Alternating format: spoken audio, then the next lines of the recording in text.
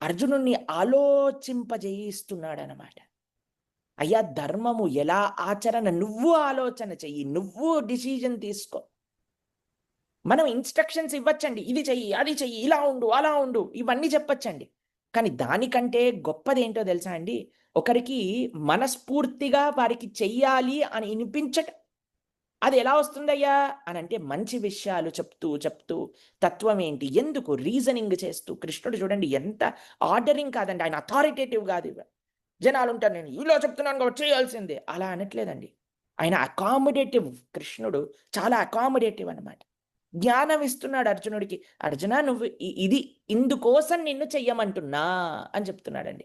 ఎంత అద్భుతమైన అప్రోచ్ అండి శ్రీకృష్ణ భగవానుడిది. ఎంత వైభవం అండి శ్రీకృష్ణ భగవానుడిది. కాబట్టి ఏం చెప్తున్నాడట? ఏమంటున్నాడు భగవంతుడు? అర్జునుడు అడుగుతున్న ప్రశ్న ఏంటి? నేను కర్మ చెయ్యను. నేను సన్యసిస్తాను. నేను ఏం చేయను?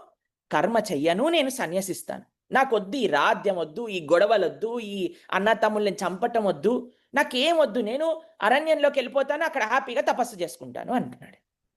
మీరు చూడండి చాలా విచిత్రమైన విషయం ఏంటంటే భగవద్గీత చదివితే అందరూ ఇళ్ళను వదిలేసి వెళ్ళిపోతారు అని అనుకుంటారు. అయ్యయ్యో! వీడు భగవద్గీత చదువుతున్నాడండి. వీడు ఏమైపోతాడో అంటాడు. ఇక్కడ చూడండి అర్జునుడు అంటున్నాడు నేను అరణ్యానికి వెళ్ళిపోతానంటే కృష్ణుడు ఆపుతున్నాడు. వద్దురా, వద్దురా అంటున్నాడు. ఇప్పుడు 2 చాలా విచిత్రమైన ఆలోచనలుంటాయండి ప్రపంచంలో. మీకో విషయం చెప్తాను. ఒకటి కొంతమంది ఏమంటారంటే వర్క్ ఈజ్ వర్షిప్ అంటారు. నువ్వు చేసే పనియే పూజ. సెపరేట్‌గా పూజ చేయాల్సిన అవసరం లేదు అంటారు. కొంతమంది ఏమంటారో తెలుసా అండి? వర్షిప్ ఈజ్ వర్క్ అంటారు. కేవలం ప్రొద్దున నుంచి రాత్రి దాకా పూజ చేస్తూనే ఉంటారు. అన్నీ అయిపోతది అనుకుంటారు.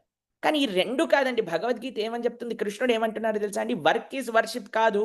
వర్షిప్ ఈజ్ వర్క్ కాదు. మూడవది వర్క్ యాజ్ వర్షిప్. ఆరాధనగా పని చెయ్యి.